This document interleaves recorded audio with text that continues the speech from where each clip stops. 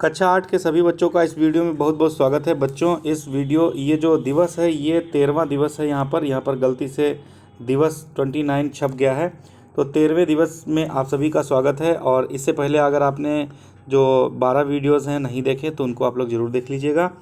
तो आइए वीडियो को स्टार्ट करते हैं। यहाँ पर एक अनुच्छेद दिया गया है उस कार्यपत्रक में, और इस अनुच्छेद में एक कहानी के रूप में इसको दिया गया है। तो यहाँ पर लिखा हुआ है, कहानी को पढ़िए तथा कहानी का अंत बदल कर अपने शब्दों में लिखिए। यानी कि इस कहानी में जो अंत दिया गया है उसको आप चेंज करते हुए अपने शब्दों में उसमें लिखेंगे। आइए पढ़ते हैं। लिखा हुआ है, गिलहरी और कौवा बड़े ही घनिष्ठ मित्र थे। एक बार गिलहरी ने कौवे से कहा, मित्र चलो खेती की जाए। तो कौवे ने कहा, भाई ठीक है।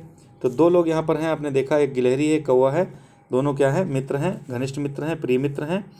एक बार गिलहरी ने कौवे से कहा, गिलहरी ने क्या कहा, मित्र चलो खेती की जाए। कौवे ने कहा ठीक है।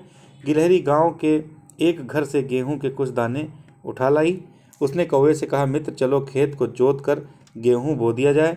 कौवा बोला, तुम चलो मैं आता हूँ, चुपड़ी रोटी खाता हूँ। तुम चलो मैं आता हूँ, चुपड़ी रोटी खाता हूँ, ठंडा पानी पीता हूँ, हरी डाल पर बैठा हूँ। गिलहरी गई और अकेले खेत जोत कर गेहूं के बीज बो आई। गिलहरी खेत की देखभाल अकेले ही करती रही। कुछ माह के पश्चात फसल पककर तैयार हो गई। गिलहरी कौवे से बोली, मित्र चलो फसल काट कर आधा आधा बांट लिया जाए। कौवा पुनः बोला, तुम चलो मैं आता हूँ, चुपड़ी रोटी खाता हूँ, ठंडा पानी पीता हूँ, हरी डाल पर बैठा हूँ। गिलहरी पुनः अकेले गई और फसल काट आई। फिर कौवे से बोली, मित्र चलो मैंने फसल काट दी है, तुम अपने हिस्से का गेहूं उठा लाओ। कौवे ने फिर कहा, तुम चलो मैं आता हूँ, चुपड़ी रोटी खाता हूँ, ठंडा पानी पीता हूँ, हरी डाल पर बैठा हूँ। इस प्रकार गिलहरी गई और अपने हिस्से की आधी फसल उठा लाई। कुछ ही समय के बाद भयंकर आंधी और वर्षा आई, जिसमें कौवे के हिस्से की फसल नष्ट हो गई।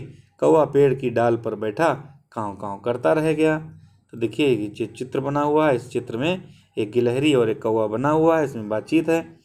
तो बच्चों, इसमें करना यह है कि जो इसका एंड है, यानी कि जो अंतिम जो इसके शब्द हैं कि कौवा पेड़ की डाल पर बैठा काँव काँव करता रहा, गिलहरी ने अपनी फसल उठा ली और उसके बाद में आंधी आ गई और कौवे ने उस फसल को नहीं पा पाया, और इस प्रकार से जो फसल थी वो नष्ट हो गई कौवे की।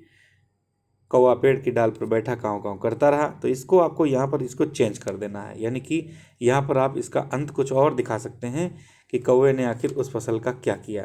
कौवा जब खेत में गया तो जैसे यहाँ पर बताया गया कि आंधी आ गई थी, आप कुछ और भी बता सकते हैं कि आंधी नहीं आई, उसने अपना खेत किसी के हाथ फसल बेच ली, कुछ भी आप लिख सकते हैं। तो इस प्रकार से यहाँ पर ये जो खाली जगह दी गई है, इसमें आपको पूरी कहानी को लिखना है और उसका एंड बदल देना है। अगला जो कार्यपत्रक है बच्चों, उसमें लिखा हुआ, निम्नलिखित कहानी को आगे बढ़ाते हुए लिखिए। कहानी को क्या करना है, आगे बढ़ा देना। यहाँ पर कहानी थोड़ी सी लिखी गई है और आगे को आपको बढ़ाना है। लिखा है, एक गांव के बाहर एक बहुत पुराना कुआं था।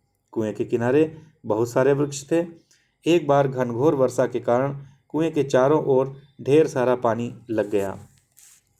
पानी के ऊपर तैरता हुआ एक मेढक कुएं पर चढ़ गया।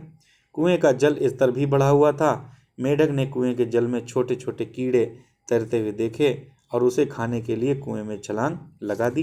भाई मेढक ने देखा कि कुएं में बहुत सारे कीड़े हैं, क्यों ना इनको खा लिया जाए, तो उसने क्या किया, उस कुएं में छलांग लगा दी। मेढक को कुएं में भोजन की कोई कमी नहीं थी, वह आनंदपूर्वक उसमें रहने लगा। वर्षा काल बीतने के बाद धीरे धीरे कुएं का जल स्तर नीचे जाने लगा, किंतु मेढक की दुनिया उसी कुएं तक सीमित हो गई थी। जब कुएं का जल स्तर नीचे जा रहा था तो कुएं के बाहर से उसके साथियों ने उसे बाहर आने के लिए कहा, किंतु उसने साथियों की बात अनसुनी कर दी, यानी कि साथियों की बात नहीं मानी। साथी भी उसे कूप मंडूक की संज्ञा देते हुए वहां से चले गए। देखिए यहाँ पर लिखा हुआ कूप मंडूक, मंडूक मीन्स होता है मेढक और कूप माने होता है कुआं। कूप मंडूक मतलब कुएं का मेढक। एक दिन कहीं से घूमता हुआ एक काला सर्प उस कुएं में गिर पड़ा।